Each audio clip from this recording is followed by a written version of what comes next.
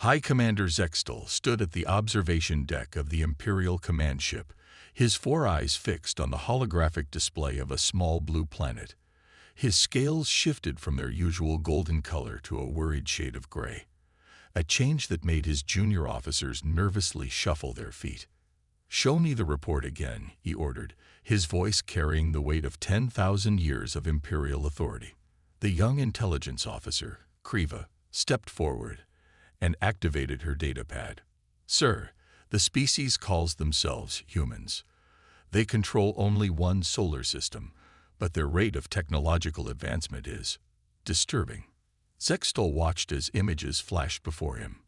Primitive vessels running on chemical rockets gave way to nuclear propulsion within a single generation. Crude space stations evolved into orbital cities in mere decades, and now, barely a century after their first powered flight, they had achieved what seemed impossible: faster than light travel. "How?" he whispered, more to himself than to his officers. "No species progresses this rapidly." "That's not all, sir," Kriva continued, her own scales taking on a lighter shade. "Their warfare capabilities are unlike anything we've encountered. While other species develop through periods of peace and gradual advancement, these humans—" She paused, struggling to find the right words. "Go on," Zextal encouraged. "They advance fastest during their wars. Instead of destroying their civilization, conflict seems to accelerate their development. Look at this data, sir. In just 6 years of what they called their Second World War, they went from basic propeller aircraft to jet engines and primitive atomic weapons." The command deck fell silent. In Imperial history, it had taken 300 years to make a similar leap. "Their wars are different too," another officer added. "Most species fight over resources or territory.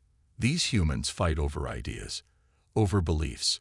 Sometimes they fight simply because they disagree about how others should live." Zextal watched footage of human battles. While other species the Empire had encountered fought with precision and protocol, humans fought with a chaos that somehow contained its own terrible order. They adapted mid-battle, changed strategies on the fly, and seemed to thrive in conditions that should have brought defeat. "And now they've achieved faster than light travel," Zextal said, his voice heavy. "Have they detected our presence?" "No, sir. But at their current rate of expansion, we estimate contact within 5 standard years." Zextal made his decision. He would appear before the Imperial Council today. They needed to know what was coming. Hours later, in the grand chambers of the Council, Zextal faced the 12 most powerful beings in the Empire. He presented his findings, showed his evidence, and made his recommendation.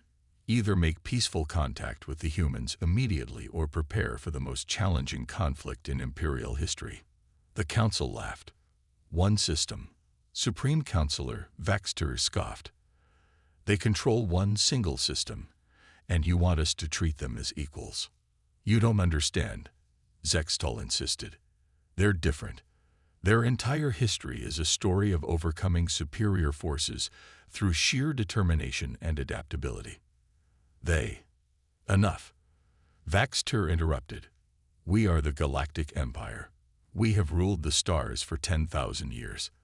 These humans will learn their place, just as all others have." As Zextal left the council chambers, he felt a deep sense of dread. The Empire had faced many species over its long history, but something about these humans was different. They didn't just survive. They transformed every challenge into an opportunity for growth.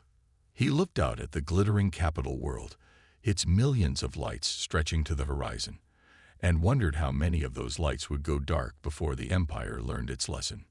The humans were coming, and the galaxy would never be the same. The Mars colony was humanity's pride, their first successful settlement on another planet. 3,000 people lived under its massive domes, growing food in hydroponic gardens, and conducting research that would help humanity reach even further into space. None of them saw the Imperial ships coming. The attack lasted exactly 6 minutes. When it was over, the domes lay shattered, their atmosphere vented into the thin Martian air. The Empire had carefully planned the attack to minimize casualties. They wanted to send a message, not start a war. They left the main life support systems intact, giving the colonists just enough time to evacuate. From his command ship, Supreme Counselor Vaxter watched with satisfaction. "See," he said to High Commander Zextal, "a simple demonstration of power. Now they will understand their place in the galaxy." Zextal said nothing. He was watching the human communications channels, and what he saw terrified him. Within hours of the attack, something unprecedented happened on Earth. Nations that had been enemies for centuries suddenly began working together. Old grudges disappeared overnight. The humans didn't panic or surrender. They got organized. "Sir," a junior officer reported, "you need to see this." The holographic display showed factories all over Earth changing their production lines. Car manufacturers started making tanks. Smartphone companies began producing military communications equipment. Toy drone makers switched to combat drones. Their military production has increased by 900% in the last 24 hours, the officer said, his scales turning pale.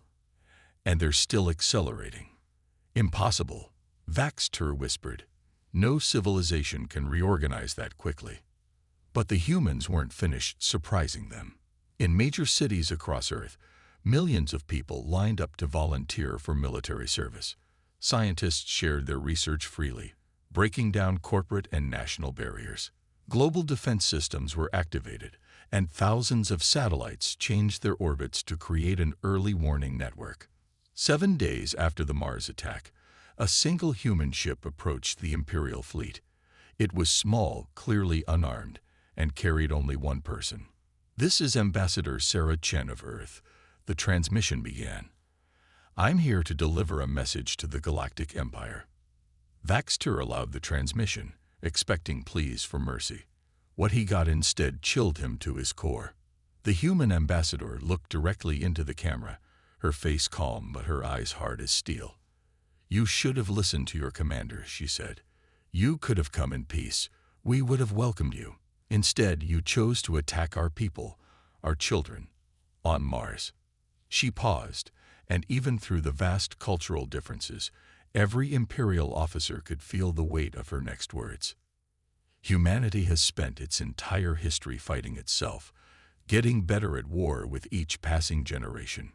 Now, for the first time, we are completely united. Every nation, every person, focused on one goal. Her voice became quieter, but somehow more threatening.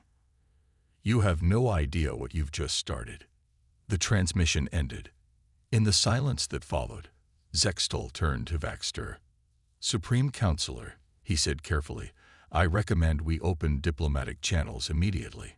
Perhaps we can still—" "No," Vaxter snapped. "We cannot show weakness. Prepare the fleet for full invasion. We will teach these humans their place in the galaxy, once and for all." As the orders went out, Zextal watched Earth's night side through the viewing screen. Cities that had been dark were now blazing with light. Factories working around the clock, military bases preparing for war, a planet transformed into one massive war machine. The Empire had ruled the galaxy for 10,000 years, but they had never faced anything like humanity united against a common enemy. And soon, they would learn exactly what that meant. Supreme Counselor Vaxter stood confidently on his flagship's bridge as 10,000 Imperial warships prepared to enter Earth's solar system. Each ship was a masterpiece of technology, developed over thousands of years. Their golden hulls gleamed in the starlight, a sight that had made countless civilizations surrender without a fight. "The invasion fleet is ready, sir," his admiral reported. "We expect minimal resistance. Human weapons are primitive compared to ours." "Excellent." Vaxter's scales shimmered with pride. "Begin the attack. Let's show these humans what real power looks like."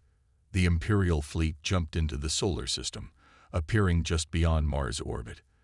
Their sensors immediately detected Earth's defenses, a scattered collection of small ships and orbital platforms that seemed laughably weak compared to the Imperial Armada. "Look at their pitiful defenses," The admiral laughed. "They haven't even formed a proper battle line." High Commander Zextal, watching from a support vessel, wasn't laughing. Something felt wrong. The humans had shown remarkable preparation everywhere else. Why would their space defenses be so poorly organized? The answer came seconds later. As the Imperial fleet moved forward, their sensors detected something strange. The debris from their attack on Mars was moving. Not randomly, but in coordinated patterns. "Sir," a sensor operator shouted. "Energy spike."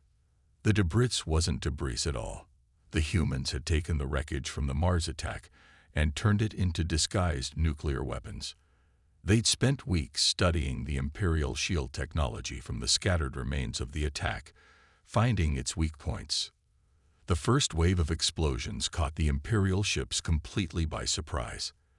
Their shields, designed to deflect energy weapons and kinetic impacts, had never been tested against nuclear detonations modified specifically to exploit their weaknesses.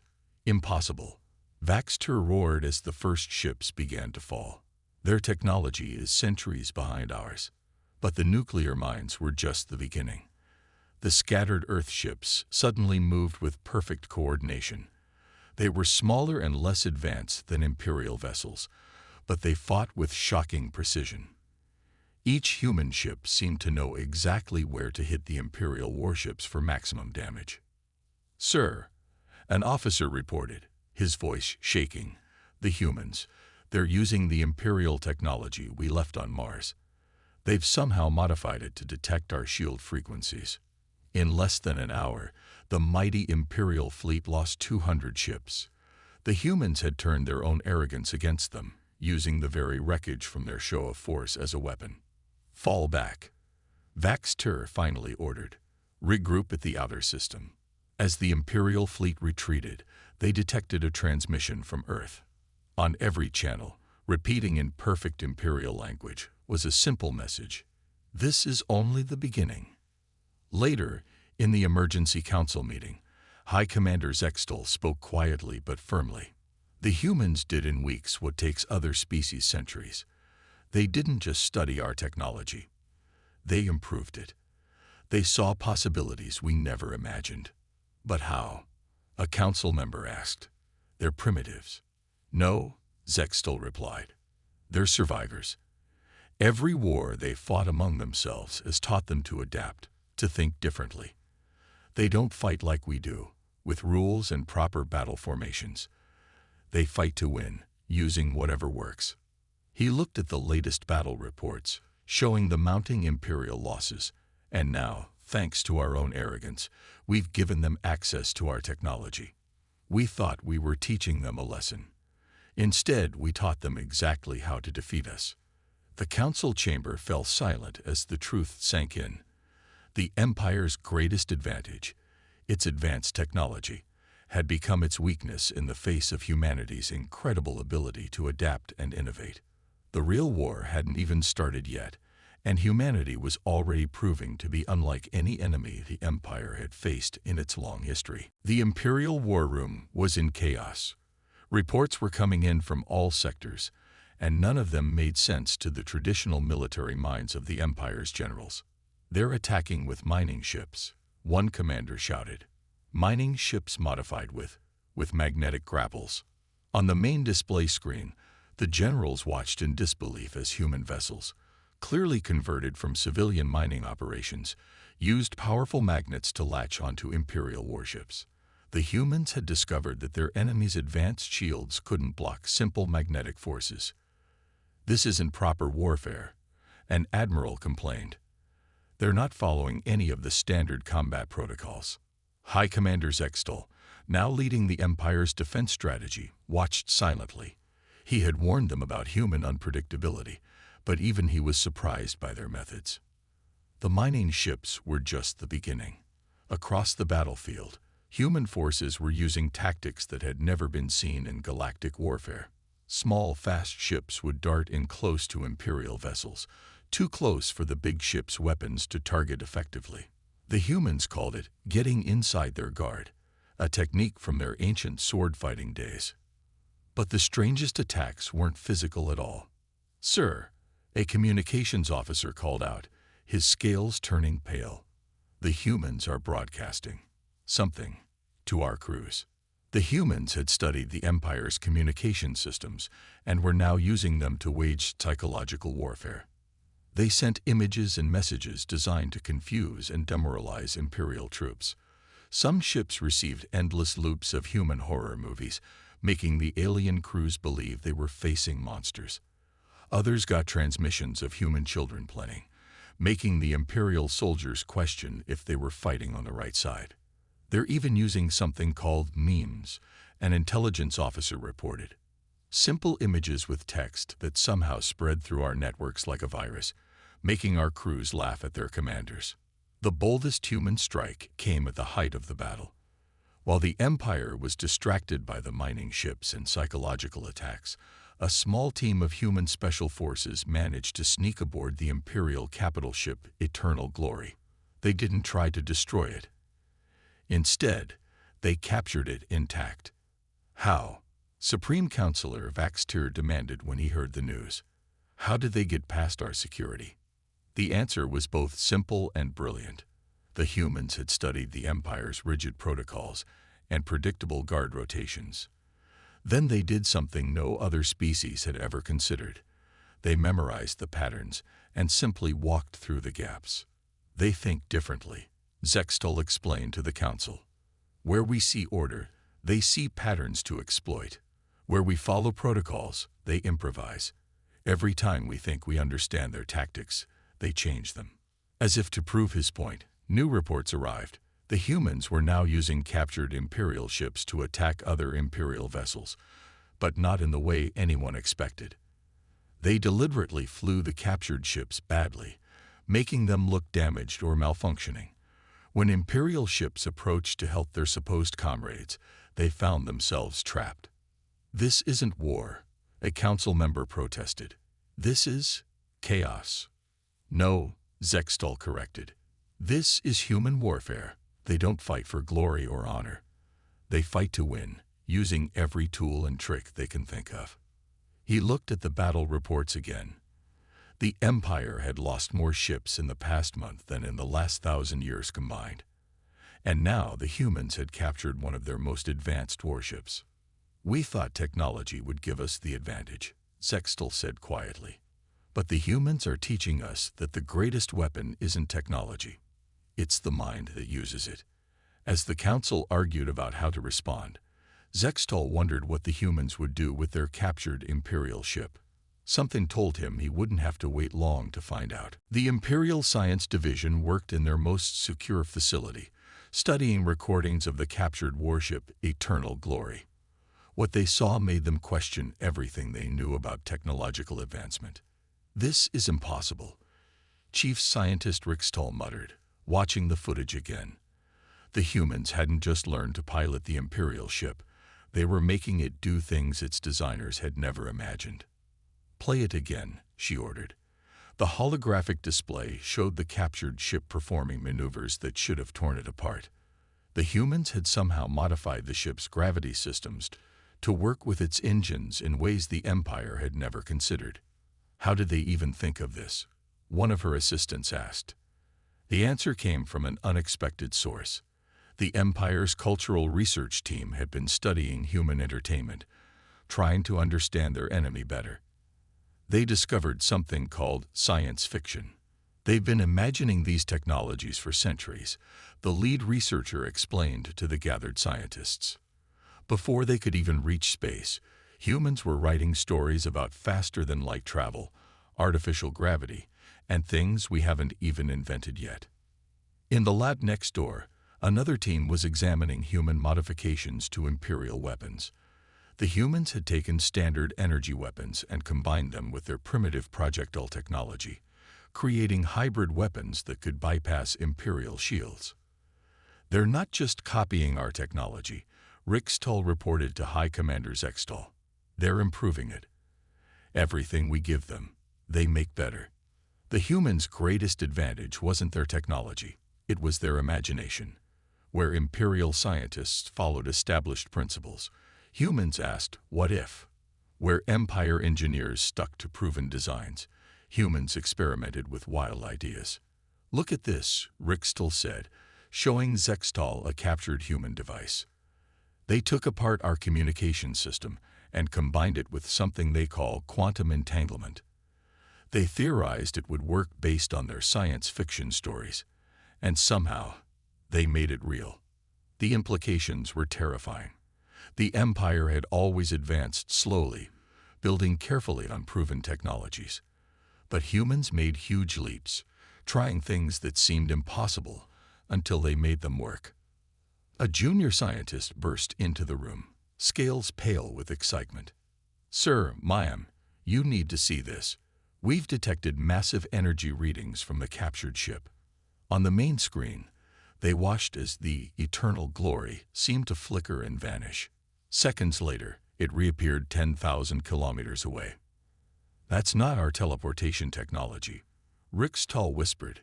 "That's something new."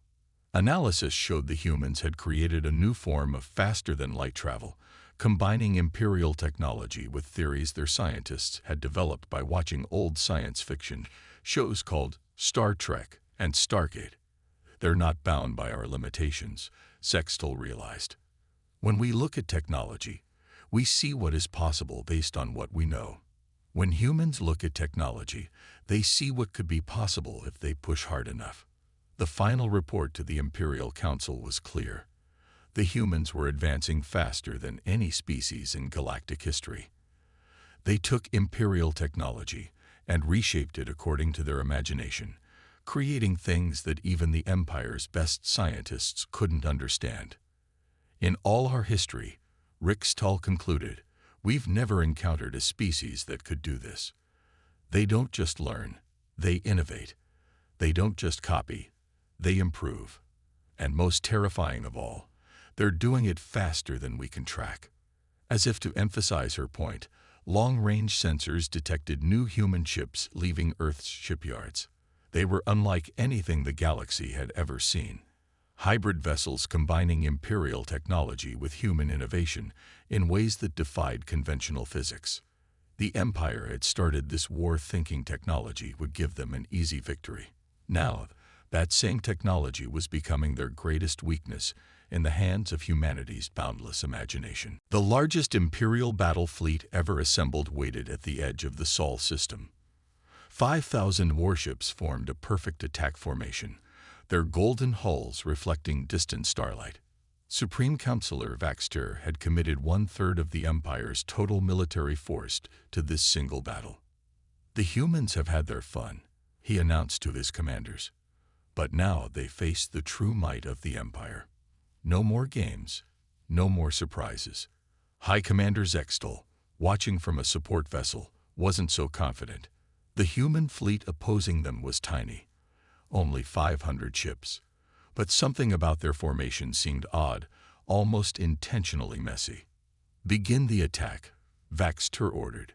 The Imperial fleet moved forward in perfect unison, their formation unchanged for 10,000 years of successful warfare. That's when the humans revealed their first surprise. Every human ship suddenly vanished from their sensors. The Empire's advanced detection systems couldn't find them anywhere. "Impossible," Vaxter shouted. "Nothing can hide from our sensors." But the humans had combined Imperial stealth technology with their own nuclear propulsion systems, creating ships that could move invisible through space. The first sign of their presence came when Imperial ships started exploding from attacks they couldn't see. "They're using our own sensor data against us," a technician reported in panic. "Their AI systems are predicting our movements before we make them." The humans had created artificial intelligence that could analyze Imperial battle tactics, developed over thousands of years of warfare. The AI could predict exactly what the Empire would do next, because they always followed the same patterns. But the worst was yet to come. In the middle of the battle, strange circles of energy appeared in space. The humans had created their own version of wormhole technology, but with a terrible twist. They were opening the wormholes directly in front of Imperial ships' weapon ports. "They're redirecting our own weapons fire back at us." An admiral screamed as his ship's powerful energy beam came out of a wormhole and struck his own vessel. The Imperial fleet tried to adapt, but centuries of fighting the same way made it impossible to change tactics quickly. The humans, on the other hand, changed their strategy every few minutes. When the Empire thought they had countered one tactic, the humans switched to something completely different. Fall back. Vaxter finally ordered. All ships, retreat. But retreat wasn't easy. The humans had positioned their ships to herd the Imperial fleet exactly where they wanted them. Hundreds of Imperial ships found themselves trapped between the human fleet and a field of their own redirected weapons fire. In just 6 hours of battle, the Empire lost 2,000 ships to a force 1/10 their size. It was the worst defeat in Imperial history. From his command post, Zextol watched with a mixture of horror and admiration. The humans had taken everything they learned about Imperial technology and tactics, improved it beyond recognition, and turned it against their creators. Send the surrender signal, Vaxter ordered, his scales gray with defeat. We must end this before we lose everything. But the humans didn't respond to the surrender signal. Instead, they sent a simple message. We're not done teaching you lessons yet. As the remaining Imperial ships limped away from the battlefield, Zextol realized what that meant. The humans could have destroyed the entire Imperial fleet. Instead, they chose to let some escape, not from mercy, but to spread fear. They want the galaxy to know, he said quietly. They want everyone to understand what happens when you challenge humanity. The Empire had ruled space for 10,000 years through superior technology and rigid military doctrine. In 6 hours, humans had proven that imagination and adaptability were more powerful than either. And somewhere on Earth, human engineers were already working on even more improvements to their hybrid technologies, preparing for the next battle. High Commander Zextol sat alone in the Imperial archives, surrounded by ancient data crystals that held the Empire's oldest records. After their devastating defeat, he had been searching for answers, trying to understand what made humans so different from every other species they had encountered. What he found in those ancient records changed everything. "Computer," he commanded, his voice trembling, "show me the records of the Precursor War again." Holographic images appeared, showing battles from 50,000 years ago. A mysterious species had nearly destroyed the galaxy in a terrible war, then vanished without a trace. As Zextol watched the ancient footage, his scales turned white with shock. The Precursors fought exactly like humans. Cross-reference Precursor combat tactics with recent human battles, he ordered. The computer displayed both battles side by side. The similarities were impossible to ignore. The same unpredictable strategies, the same ability to improve technology, even the same tendency to show mercy to defeated enemies. Access genetic records of known Precursor remains, Zextol commanded. The result made him freeze. Human DNA shared many unique markers with Precursor DNA. The humans weren't just similar to the Precursors. They were their descendants. "By the ancient stars," he whispered, "we didn't just find a new species. We found the children of the most powerful civilization in galactic history." He rushed to the emergency council meeting, where the Empire's leaders were still arguing about how to handle their defeat. "Honored Council," Zextol announced, "I know why the humans are different. They're not a new species at all. They're the descendants of the Precursors." The council chamber erupted in chaos. Every Imperial citizen knew the stories of the Precursors, the legendary race that had nearly conquered the galaxy before mysteriously disappearing. But the Precursors vanished 50,000 years ago. Supreme Counselor Vaxter protested. "Yes," Zextol agreed. "And in that time, their descendants evolved on Earth, developing new strengths. Think about it. The Precursors were known for their ability to improve any technology they encountered. What do the humans do? The same thing." He showed them the ancient records, comparing them to recent battles. The Precursors used unpredictable tactics that no one could counter. Just like humans. They showed mercy to defeated enemies. Just like humans. They even looked similar to humans. The council watched in horrified silence as Zextol explained his discovery. The humans weren't just good at war.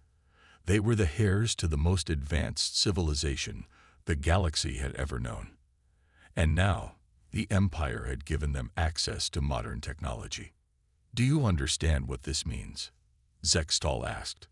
"The precursors nearly destroyed the galaxy with their original technology. We just handed their descendants 50,000 years of Imperial advancements to improve upon." An emergency signal interrupted the meeting. New reports were coming in from Earth. The humans had developed something new, a way to travel between galaxies, combining Imperial technology with theories their scientists had developed just by looking at the stars. They're not just fighting a war, Zextal realized. They're reclaiming their heritage as the most advanced species in history.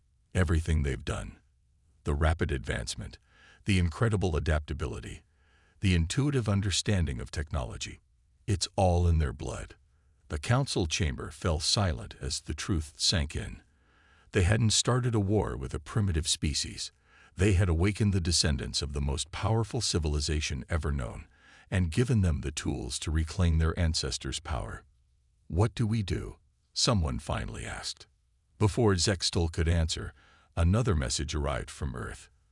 The humans were requesting a meeting, not to discuss surrender, but to talk about the future of the galaxy. The Empire had ruled space for 10,000 years. But that was nothing compared to the legacy the humans had just rediscovered. The meeting room on neutral ground, a space station halfway between Earth and the Imperial capital, was filled with tension. On one side sat the Imperial delegation, led by High Commander Zextal and Supreme Counselor Vaxter. On the other side sat the human representatives, including Ambassador Sarah Chen. The humans had changed since the war began. They'd moved with quiet confidence, wearing simple uniforms that combined Earth and Imperial styles. Their ships outside the station were beautiful hybrids of human creativity and Imperial technology. "We know what you discovered in your archives," Ambassador Chen began. "About our ancestors, the precursors." Vaxter's scales shifted color in surprise. "How did you?" "We found our own records," she explained, "hidden in ancient ruins on Earth. We always wondered why we adapted to space travel so quickly, why technology seemed to speak to us in ways it didn't to other species." Zextal nodded slowly. "You remember, not consciously, but in your blood, in your instincts." "Yes," Chen agreed, "but we're not the precursors. We've evolved, learned new ways. The precursors nearly destroyed the galaxy with their power. We don't want to repeat their mistakes." She pressed a button, and a hologram appeared showing a new design for the galaxy. It wasn't an empire, but a council where all species would have equal voices. "We could destroy the empire," Chen continued, "but that's not our goal. We want to build something better. A galaxy where every species can grow, learn, and contribute." The Imperial leaders were shocked. They had expected demands for surrender, for revenge. Instead, the humans were offering partnership. "Why?" Vaxter asked. "After what we did to your Mars colony," Ambassador Chen smiled. "Because that's how we've survived and grown. Every time we face a challenge, we learn from it. Every time we fight a war, we try to build a better peace afterward." She showed them more plans. Humans would share their hybrid technologies with other species. The Empire's experience in governing would help maintain stability. Every civilization would bring its strengths to build something greater than any one species could create alone. "But make no mistake," Chen added, her voice turning serious. "If anyone tries to dominate others through force again, they'll face Earth's full power. We're offering peace, not weakness." Zextal looked at the human ships through the station's window. They were beautiful and terrifying, living proof of humanity's ability to take something and make it better. He thought about how quickly they had advanced, how easily they had defeated the Empire's best forces. "We accept," he said before Vaxter could speak. "The Empire has ruled long enough. Perhaps it's time for all species to rule together." As the details were worked out, Zextal asked Chen one last question. "Your ancestors, The precursors. Why did they disappear? Chen's answer surprised him. They didn't disappear. They chose to start over. Our scientists found evidence that they deliberately reduced themselves to a primitive state, giving themselves a chance to evolve differently, to learn new ways of thinking. She looked out at the stars. They gave us a gift, the chance to develop not just their power, but also wisdom about how to use it. That evening, after the agreements were signed, Zextol wrote in the Empire's official records, "Today marks the end of the Imperial Age and the beginning of something new. The humans could have destroyed us. Instead, they taught us perhaps the greatest lesson of all. True power lies not in domination, but in the wisdom to use our strength to lift others up." The Empire had started the war expecting an easy victory over primitives. Instead, they had found not just the descendants of the galaxy's most powerful civilization, but a species that had learned what their ancestors never did, the true meaning of progress. The stars watched silently as human and Imperial ships flew together, their combined crews already planning the next steps in their shared journey to a better galaxy.